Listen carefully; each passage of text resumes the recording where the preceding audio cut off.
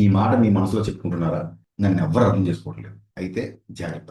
ఇది సాధారణమైనటువంటి బాధ కాదు. ఇది మీ మనసు పంపిస్తున్న ఒక డేంజర్ సిగ్నల్. మీరు పని చేస్తున్నారు, కష్టపడుతున్నారు, బాధ్యతలు తీసుకుంటున్నారు. కానీ లోపల మాత్రం ఖాళీగా, ఒంటరిగా, అర్థం కానట్టుగా ఎవరూ వినట్లేదు అనిపిస్తుంది.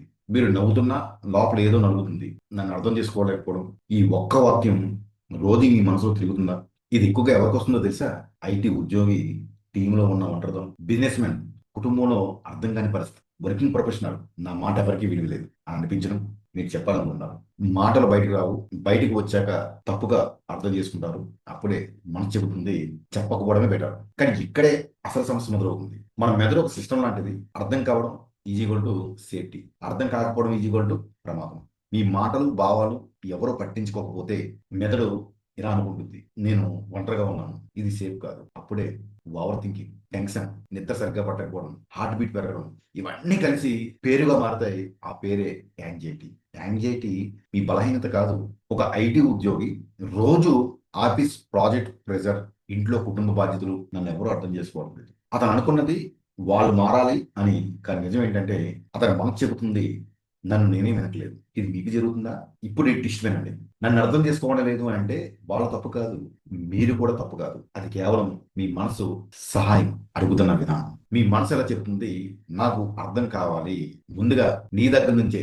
అందరూ నన్ను అర్థం చేసుకోవాలి అనే అవసరం లేదు, నేను నన్ను అర్థం చేసుకుంటే చాలు. ఇప్పుడు ఒక simple 3 step technique. Step number 1, పేరు పెట్టండి. నన్ను అర్థం చేసుకోవడం లేదు అని అనిపించినప్పుడు అడగండి, ఇప్పుడు నాకు ఏ భావన ఉంది? బాధ, కోపము, భయము.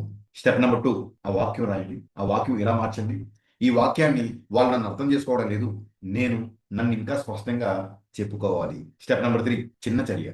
అన్నీ చెప్పాల్సినంత అవసరం లేదు, ఈ వాక్యం చాలు, నాకు ఇలా అనిపిస్తుంది. ఇది మ్యాజిక్ కాదు, మైండ్ రీప్రాబ్లం. ఒక్కసారి మీరు ఊహించండి, ఇమాజిన్ చేయండి. 6 నెలల తర్వాత మీరు ఇదే పరిస్థితుల్లో ఉన్నా, ఇప్పుడు లోపల గందరగోళం లేదు, మాట్లాడే ధైర్యం ఉంది. ఎవరు అర్థం చేసుకున్నా చేసుకోకపోయినా మీరు కూల్గా ఉంటారండి. ఎందుకంటే మీ మనసు మీ వైపే ఉంది. ఇది గుర్తుపెట్టుకోండి. నన్ను అర్థం చేసుకోవడం లేదు అనే ఫీలింగ్ మీ బలహీనత కాదు, అవగాహన కోసం వచ్చినటువంటి సంకేతం. మీరు యాంగ్జైటీని అర్థం చేసుకొని మైండ్ని రీప్రోగ్రామ్ చేయాలంటే ఈ వారం నేను చేస్తున్న మైండ్ రీప్రోగ్రామింగ్ వెబినార్లో జాయిన్ అవ్వండి. లింక్ డిస్క్రిప్షన్లో ఉంది. కామెంట్లో క్లారిటీ అని రాయండి. ఈ వీడియోని అవసరం ఉన్న ఒక్కరికి షేర్ చేయండి. మీ మనసు శత్రువు కాదు, దాన్ని వాడుకోవడం నేర్చుకోండి.